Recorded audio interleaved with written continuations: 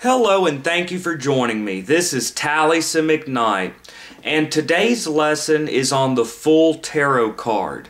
And we're going to be tying this into the Qabalah, into the Kabbalistic tree of life, and also to the 22, to the Hebrew letters. And we're really going to be going a little bit deeper here into the tarot's connection to the Qabalah and the deeper mystical teachings. And something to keep in mind is that tarot is not just for divination. It's not just for divination. It's also used as a tool for meditation, spiritual growth, path working. There are working with archetypes. So there are so many different applications for the tarot that you can use in your own inner experiences, which it is an inner experience. I mean, that's what all this is, this spiritual journey. And, you know, I mean, some people even use the cards to affect dreams, you know, so all kinds of work with the tarot. So it's so much deeper than just divination or fortune telling. And historically, the tarot was used for card playing, you know, which many of us are not comfortable with because to us it's a spiritual tool. But that was not always historically the case. So, today we're going to be talking about the full card. And this is one version of the card. This is one version, it's the full. Okay, and this is the Rider-Waite deck. And the Rider-Waite is one of the most common decks you will ever see. This is one of the most, if not the most popular deck, is Rider-Waite. And it's historically very important. So the full. And there are different decks that have different designs. So they may not all follow the same they don't all look the same, but a lot of times it follows the same basic theme. Okay, in this picture, the full shows a young man about to step off a cliff. So if you look there, it looks like he's not really paying attention to where he's going. And so he's about to step off a cliff, because his mind is on all these things. And you see a dog's trying to help him, you know, trying to warn him, but he's distracted thinking into space and he's about to step off a cliff. Now, this has different levels of meaning, and we'll just go into the divination. The full either represents someone foolish, or for a lot of people, it could be taking a leap into the unknown.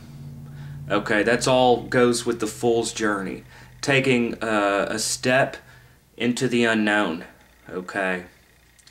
And taken to a deeper symbolic meaning, on the Tree of Life, it is about coming into being.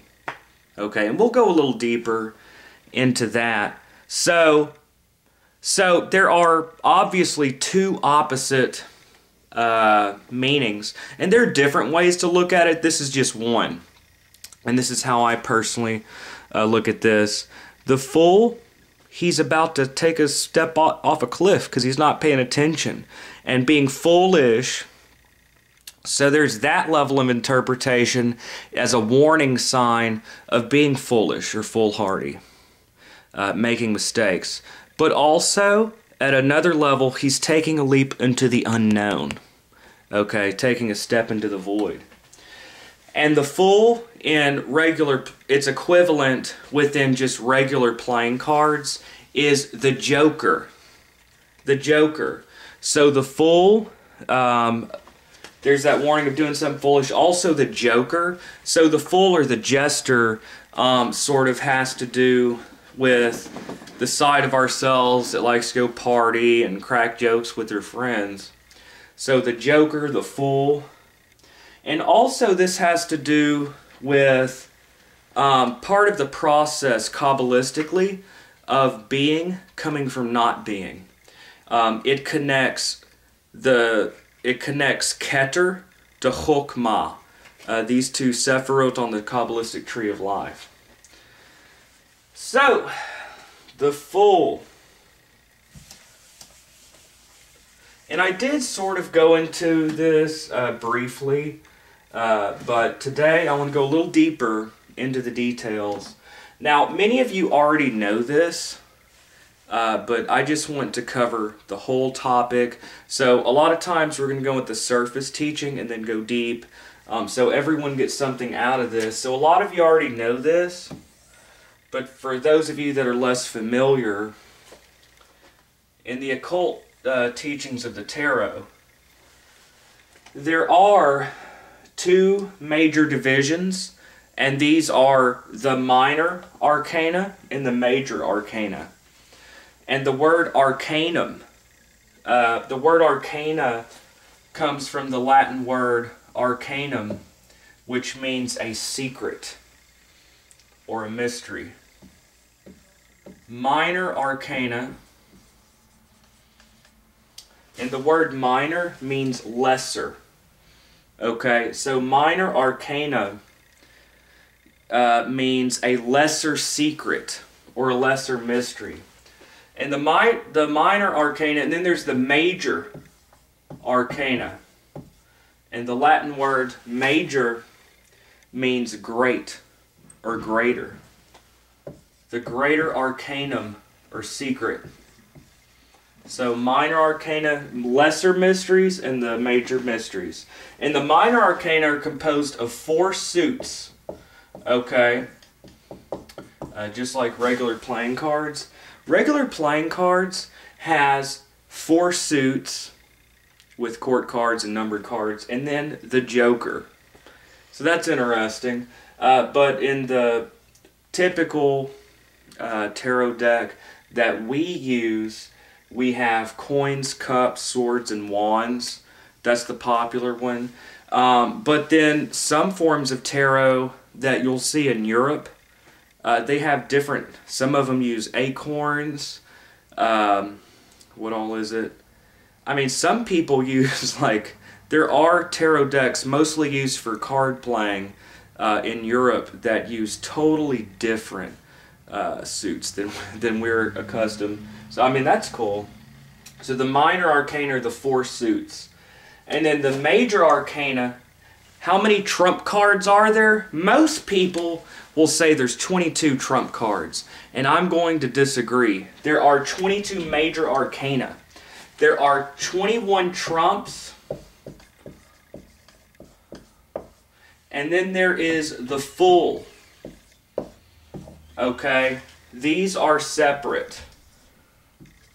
At least as I'm teaching this here. Tarot was historically used for card playing.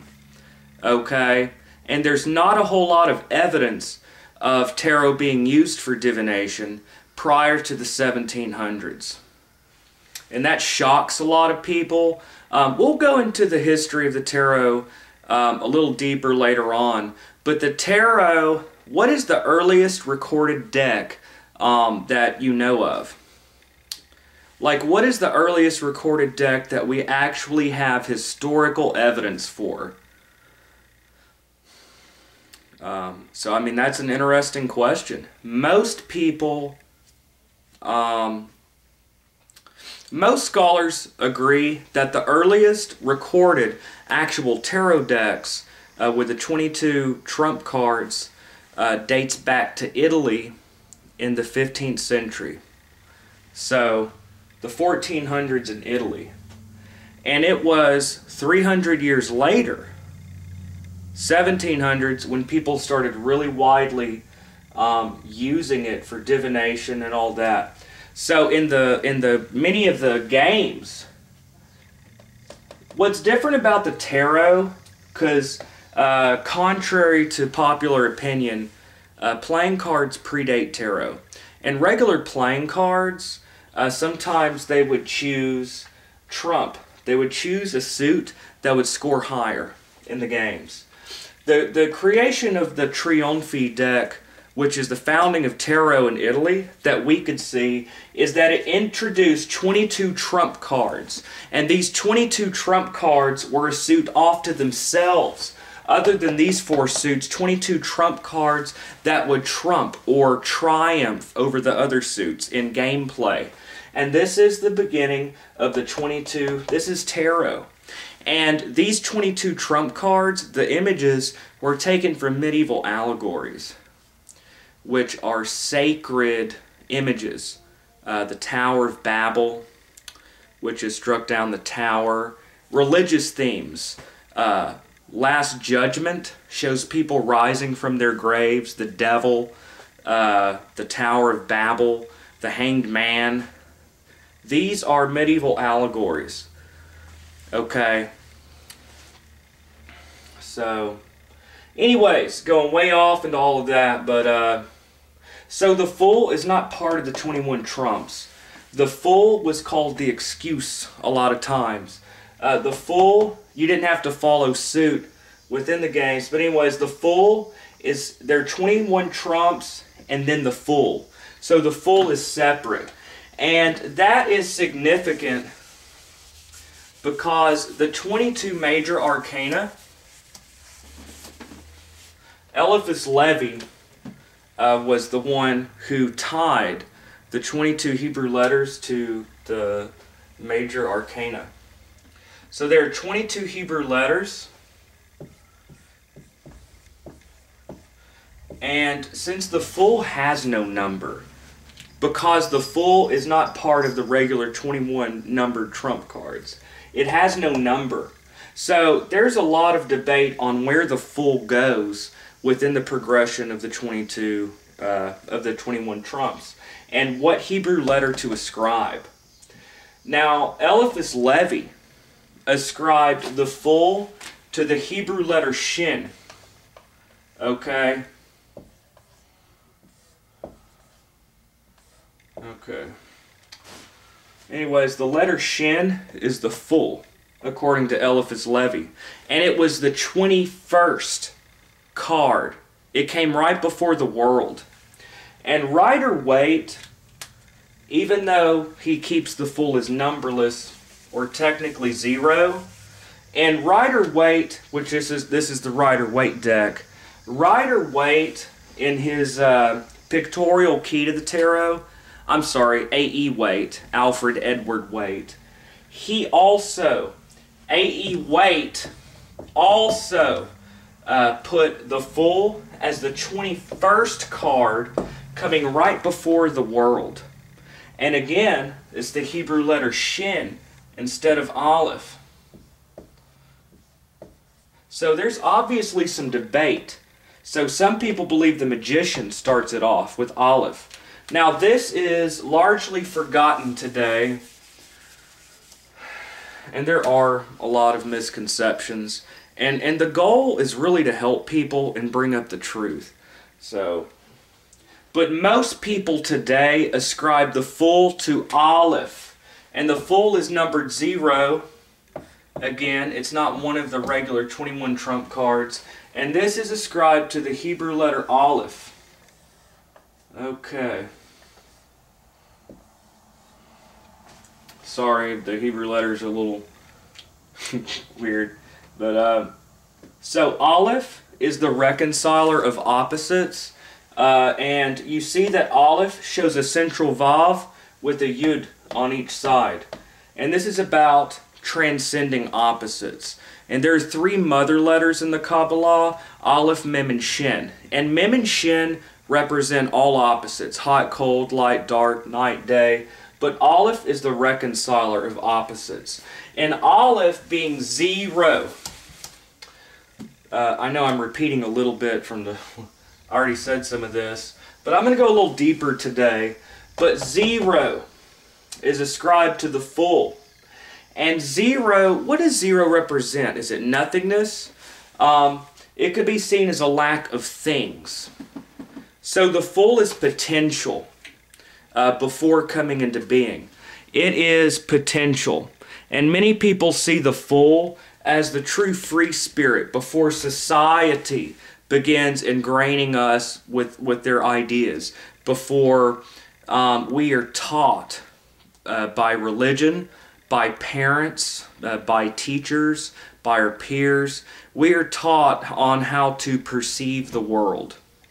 The Fool represents that within the personality, within the person, like in deep states of meditation, you'll see like, what is the ego? Who am I?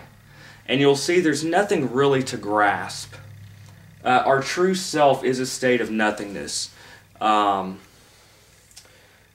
usually try not to tie in different traditions too much, but I guess going into like Buddhism, a state of stillness is our true self.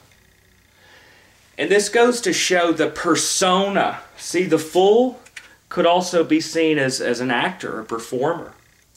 And this goes into the persona, which is our social mask. And it brings us to question, how real are some of these self-concepts? So the Fool being zero or nothingness or potential could mean the true human being, which is not ingrained yet by society. Now that brings me to the next point. The Fool moves on impulse. Okay? And now we're going to be going a little deeper into this on the Kabbalistic tree of life. Now, this is the Kabbalistic tree of life. Okay? And for those of you that are unaware, the Qabalah is a mystical form of Judaism. It is a deeper mystical teachings of the Jewish religion. It is the secret doctrine of Israel, which was taken by Christians in the 1600s and blended with Christianity. And so then you had two Qabbalahs, the Jewish and the Christian. And then in the 1800s, there was another division that many of the Christian Kabbalists wanted to tie the Qabalah to pagan deities and just freely integrate like all these ideas, which is cool because it's inclusive. And this gives you the Hermetic Western Qabalah after the Golden Dawn and all that in the 1800s. So which is the true Qabalah? The Qabalah that dates back maybe 2,000 years? Or this post-1888? You know, late 19th century stuff.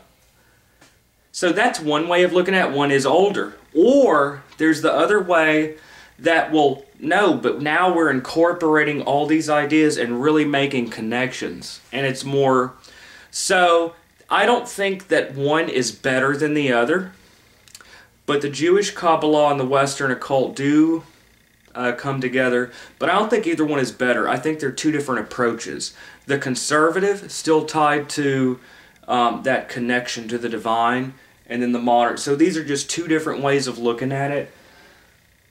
It's the difference between Qabalah with a Q and Qabalah with a K.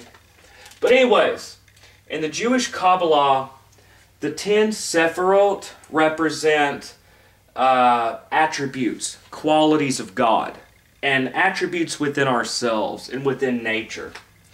Okay? I'm about to tie the Fool into all of this. And the 22 lines that connect these represent relationships.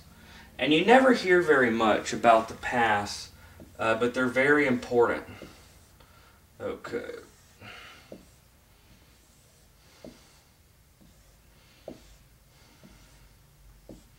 Anyways. So, for example, Keter represents the primal unity within God, and also our true nature. Chokmah is a rush of energy. Chokmah means wisdom. Binah is the organizing intellect. And Binah means understanding.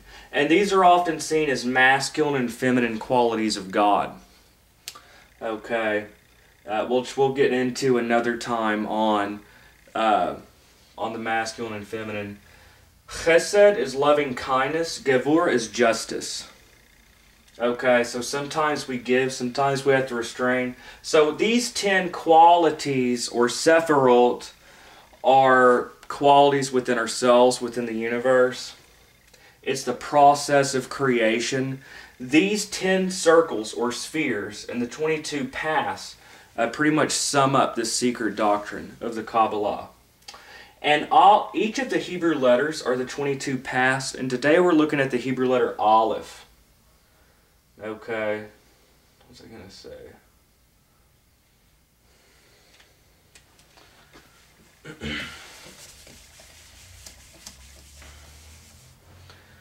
Okay, so the 22 spheres were called Sephirah, and you know, I pronounce things differently different times in my videos, but usually Hebrew accentuates the last vowel, or the last syllable.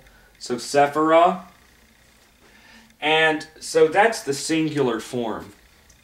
In Hebrew, the plural for masculine words are im, but the plural for feminine words, which Sephirah, is ult. Okay, so ult is the plural. So singular is Sephirah, plural is sephirot. The ult, again, is like an S. It makes it plural.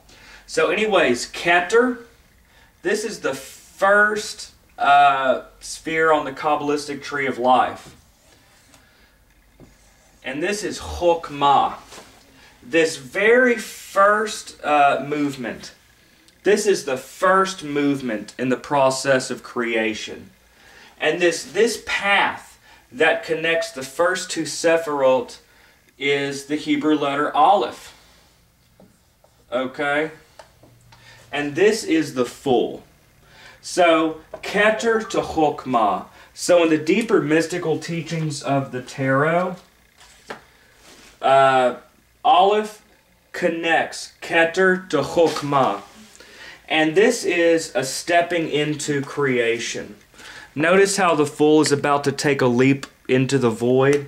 This is the process of creation. It is the first movement. Okay? Now the Torah says in the beginning. That's how the Torah begins. The process of creation is the Hebrew letter Beit. The first word in the Torah is Bereshit, in the beginning. Bara, created. Son of a bitch. What the hell? Sorry, all my alarms went off.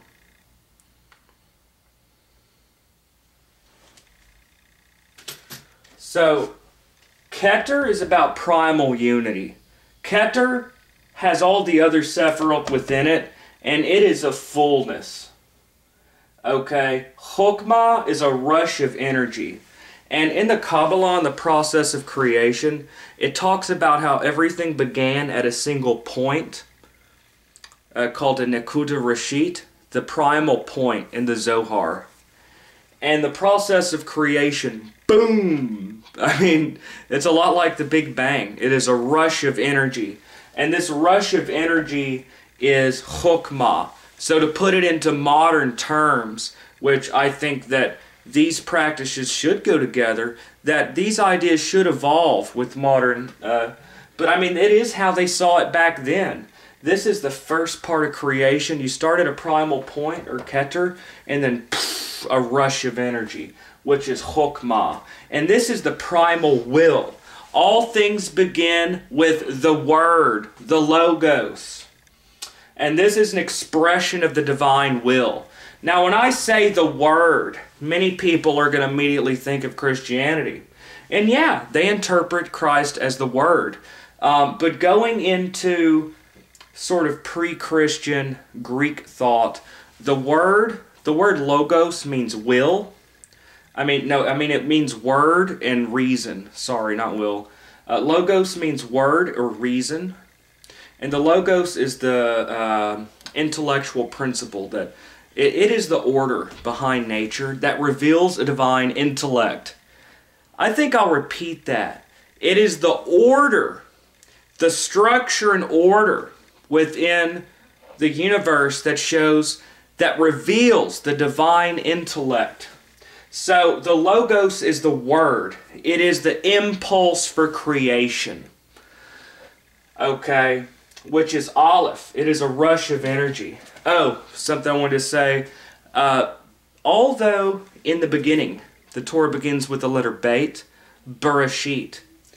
My friend was telling me how, no, it actually began with the first letter. Yeah, why isn't it the first letter Aleph that begins the Torah? And he made a good point. He said that actually Aleph does start. Aleph is the breath before that impulse. Okay? So Aleph is stepping into the... So you could see how this represents potential, stepping into the void. So you have to ask yourself, this, is the fool about to die? Is he about to step off a cliff and die? Or is he about to come into being? Aleister Crowley would have it that it is the free spirit about to go into incarnation. So, is this the beginning or the end? Is death, and this is the big question that many of us have, especially today, is there life after death? Well, is there? What do you think? What's your idea on life after death? If you want to share below in the comments, you can. It's just an idea. But that's a step into the unknown, death. Is there anything on the other side? What is it? So taking a leap into the unknown is coming into manifestation. So yeah, so that is the letter Aleph connecting Keter to Chokmah. The Hebrew letter Aleph connects the first two Sephirot on the Kabbalistic tree of life. Okay? So yeah, and there was something else I wanted to cover. Let's see here. So it connects Keter to Chokmah. Let's see here.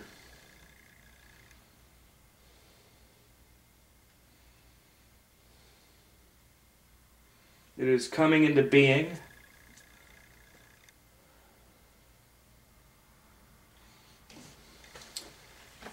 Well, so the Fool shows so many different things to us. At the surface level, he's not paying attention where he's going, and he's about to step off a precipice. He's about to step off a cliff and die, basically. So there's the surface meaning that we're not paying attention to what we're doing. We're being foolish, and we could make a mistake. But the Fool is also called the madman, or the beggar. And some people make a good point that the fools sometimes are sources of great wisdom. That madness could be a source of wisdom. But also, taking a leap into the unknown is the beginning of a journey. And for many modern tarot occultists, the Fool's journey is the initiatory process through the other Hebrew letters and through the other cards of the major arcana. That this is a secret process of initiation, and that the Fool is the initiate that undergoes the journey. This is having an experience. And whenever we take a leap into the unknown and we experience life, it is an adventure. And we learn from those experiences. And the will to come into being for creation could be seen as an impulse toward experience. So that's another way of looking at it, if being is a source of experience. Now the Fool, of course, comes up in a reading. You interpret the cards. There are other applications. Some people meditate, use it as tools for meditation. So there are many different ways of using the tarot, and I should be going into that here pretty soon. But I plan to go into all of the tarot cards and to show how this all basically goes together with a lot of emphasis on the Qabalah. So anyways, Thank you for joining me, and see you guys next time. Have a great day, everyone.